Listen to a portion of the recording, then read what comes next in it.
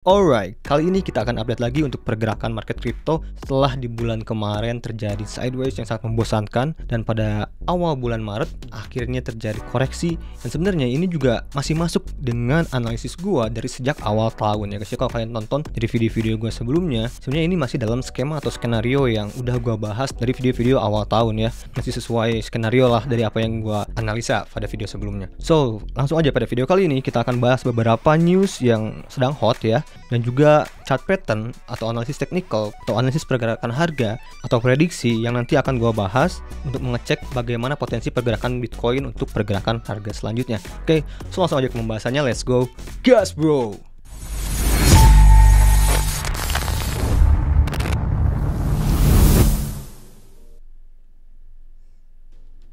Yo, what's good? Apa kabar teman-teman? Baik lagi channel sana guys, and welcome to Crypto Time, dimana gue membahas seputar cryptocurrency atau crypto aset.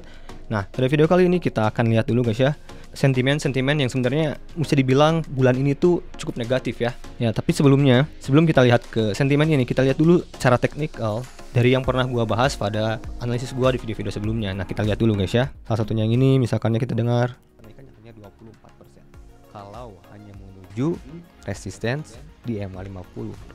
Nah, seperti yang gua bilang tadi, dimana Bitcoin ini berhasil akhirnya menyentuh MA50 ya. Lihat MA50, saat itu gua bahas Bitcoin masih di sini guys ya. Oke. Terus kita lihat juga dari updatean video gua yang ini. Tuh, lihat, ini menjadi support yang terbaik dalam kecenderungan trend bullish. Nah, kalau kita lihat sekarang, pada tahun 2023 sekarang, Bitcoin sudah memanage pergerakan harganya di atas MA21, tetapi masih di bawah MA50. Ini dalam time frame weekly ya. Jadi kalian bisa simpulkan sendiri. Gua akan bahas secara mendalam.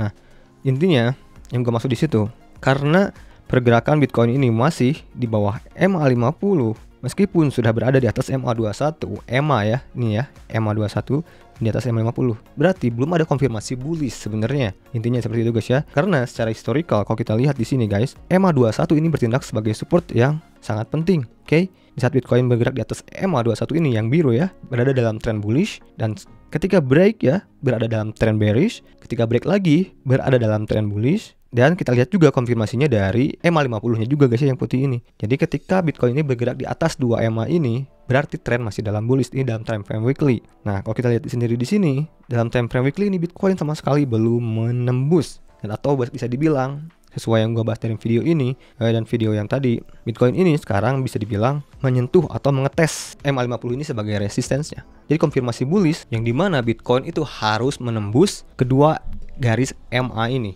MA50 dan MA21, karena historical ini adalah dua garis moving average yang menurut gua punya historical sangat cukup akurat, seperti yang udah gua bahas pada video sebelumnya. Jadi buat teman-teman yang baru masuk channel ini silahkan cek juga. Lihat guys, dimana dengan secara smoothnya di sini secara rapih Bitcoin terreject oleh garis kuning ini, yaitu merupakan MA50, dan ini dalam time frame weekly ya. Lihat terreject dengan sangat manis ya, sangat cantik. Dan di sini pun kalau kita lihat dalam time frame weekly ini belum terjadi golden cross atau bisa dibilang konfirmasi pertanda tren dalam positif ya. Jadi sejauh ini memang Bitcoin masih belum berhasil menembus tren positifnya.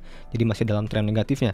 Oke, lagi kalau kita rubah ke time frame daily, lihat Bitcoin sudah terjadi dead cross ya, perpotongan antara MA21 dan MA50, dan ini sebenarnya pertanda yang cukup negatif. Apalagi ini trend line sudah di break juga atau sudah dipatahkan, dimana ini sebuah pertanda yang cukup negatif juga sebenarnya secara price action. Tapi sekarang ini masih tertahan oleh support ya, yaitu yang berada pada blok biru ini guys ya. Ini adalah support selanjutnya untuk Bitcoin ya. Nah, apabila Bitcoin ini patah ya dari support ini, yaitu di level 21.338, ini Bitcoin berpotensi lanjut turun ke area sekitaran 20.400-an. Oke. Nah, lagi kalau kita lihat ke chart pattern cheat sheet ya, jadi bagaimana kita bisa memantau untuk potensi prediksi pergerakan Bitcoin selanjutnya dengan melihat menyontek cheat sheet yang sebenarnya kalian bisa akses juga di internet. Lihat, pergerakan Bitcoin sebenarnya mirip-mirip dengan ini guys ya. Kalau kita lihat, kalian setuju? Kalau kalian setuju, komen aja di kolom komentar di bawah. Lihat, ini potensi Bitcoin membentuk yang namanya bearish expanded triangle ya. Menurut kalian gimana? Tapi sebenarnya ada kekurangan ya. Kalau kita lihat di sini terjadi 1 2 3 4 5 6 7 ya.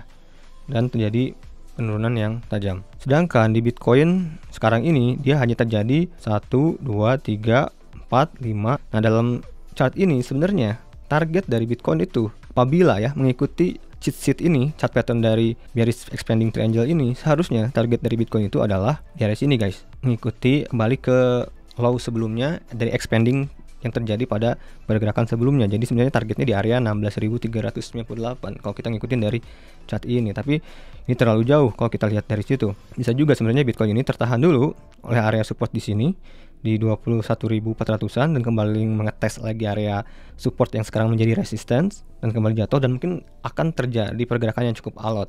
Dan kalau kita lihat di sini juga di RSI juga terjadi breakdown. Jadi memang secara sentimen dan juga chart memang menunjukkan sentimen atau potensi pergerakan Bitcoin yang cukup negatif. Nah, apalagi kalau kita lihat di sini ada sentimen yang kurang bagus sebenarnya untuk Bitcoin. Salah satunya yang lagi hot itu ini ya, ada berita di mana keruntuhan Silvergate. Ini bisa timbulkan masalah untuk regulasi bagi kripto karena Silvergate ini menyatakan perusahaannya tengah menghadapi pertanyaan dari regulator bank dan juga penyelidikan Departemen Kehakiman Amerika Serikat yaitu DOJ mengenai pengawasan Kongres Amerika Serikat dan kekhawatiran tentang kemampuan untuk tetap melanjutkan bisnis selama setahun ke depan ini. Secara umum ini semua adalah petanda buruk, di mana Silvergate ini adalah bisa dibilang bank yang ramah kripto dan membawa beberapa perusahaan terbesar di industri kripto di Amerika Serikat sebagai kliennya. Dan juga ada sentimen negatif lagi yang keluar di mana BlackRock mengatakan bahwa Federal Reserve ini berpotensi bisa menaikkan suku bunga ke puncaknya 6%-an. Di sini, dimana seperti yang kita ketahui, apabila interest rate naik itu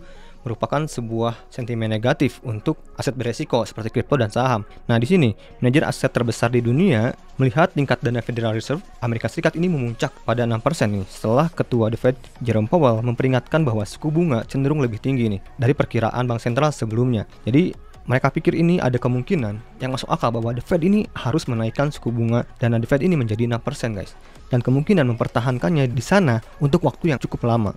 Tujuannya itu untuk memperlambat ekonomi dan juga menurunkan inflasi sehingga mendekati angka 2%. Nah, kepala investasi BlackRock ini menuliskan tanggapan ini atas kesaksian Powell di hadapan Komite Perbankan Senat pada hari Selasa nih.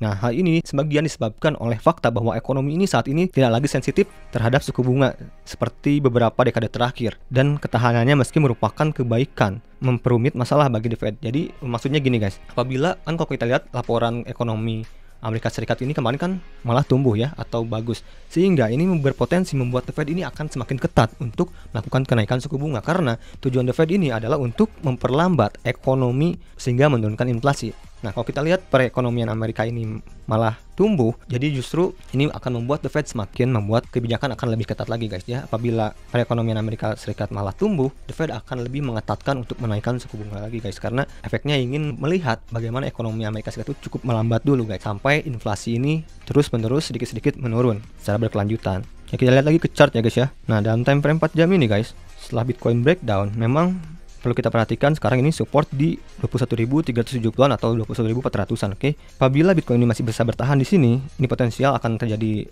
sedikit rebound dulu. Ya, mungkin target terdekatnya ya kurang lebih di 22.000 atau 21.900, dan untuk target panjangnya apabila ini terjadi breakdown ya dari 21.380-an, ini potensial lanjut ke 23.790. Apabila breakdown lagi dari 20.300-an, dan target tersebut sebenarnya masih masuk juga kalau kita lihat menggunakan Fibonacci ya, yaitu ke titik golden ratio dari Fibonacci yaitu di harga 20.400-an. memang ini masih masuk kategori target ya. Jadi kita masih expect Bitcoin masih terjadi koreksi meskipun mungkin ada beberapa hari ke depan mengetes area MA ataupun ngetes area resisten, dan mungkin akan berkelanjutan penurunan ya potensialnya kalau kita lihat dari chart ya. Oke, tapi ini merupakan sebuah analisis teknikal, probabilitas masih bisa terjadi apapun, tapi secara teori seperti itu guys yang gua pelajari. Platform yang gua gunakan di sini, gua ini menggunakan Exodus.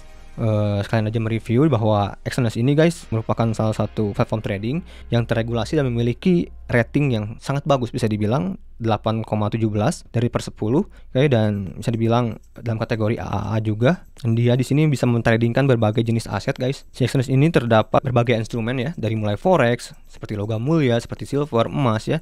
Dan juga terdapat cryptocurrency, dan juga energi seperti oil atau minyak ya. Juga terdapat saham dan juga indeks-indeks keuangan lainnya. cukup lengkap, jadi bisa mungkin menjadi salah satu pilihan. Dan juga basic dari platform chart tradingnya juga menggunakan basic dari TradingView, jadi real time dan juga fiturnya pasti sangat bersahabat buat kita yang sudah pengalaman. Dan juga sebenarnya ini udah banyak juga digunakan oleh para trader di Indonesia ya. Mungkin kalian bisa cek juga di online referensinya bagaimana mengenai Exodus ini, jadi udah nggak asing sebenarnya di para trader. Dan kalau kita lihat di sini, meskipun kurangannya ya untuk cryptocurrency sendiri belum begitu banyak ya, belum terlalu banyak untuk pilihan kriptonya. Lihat di sini ya, masih koin-koinnya yang mungkin sangat populer aja, top kripto saja yang ada di sini ya. Untuk koin-koin kecil belum tersedia. Trading juga bisa menggunakan akun demo dulu guys, ini tersedia. Kalian bisa mendapatkan 10.000 US dollar. Jadi kalian bisa mencoba untuk trading menggunakan akun demonya gratis gitu ya. Kalian daftar dan silahkan coba untuk belajar trading gitu ya. Settingan-settingan chart juga bisa kalian rubah sesuai keinginan kalian ya. Dan kalian juga bisa cek di sini ya di WikiFX untuk profil review dari si Exodus ini guys, untuk melihat lebih jelasnya. Oke, bisa kalian cek sendiri ataupun di websitenya ini. Kalian bisa cek juga di deskripsi untuk link untuk masuk ke Exodus ini. Kenapa gua menggunakan platform Exodus ini untuk analisa? Karena menurut gua ini bagus ya. Karena basic chartnya dari TradingView, jadi ini sangat enak dan nyaman dan juga mudah gitu ya. Tapi jangan lupa kalian juga Dior ya. Jadi segitu mungkin guys ya untuk pantauan gua mengenai kripto kali ini. Apabila kalian berminat silahkan cek aja di deskripsi. Sampai ketemu di video gue selanjutnya. Salam cuan to the moon, gas bro, and peace. I'm rich, diamonds on my body rich, smelling like Versace.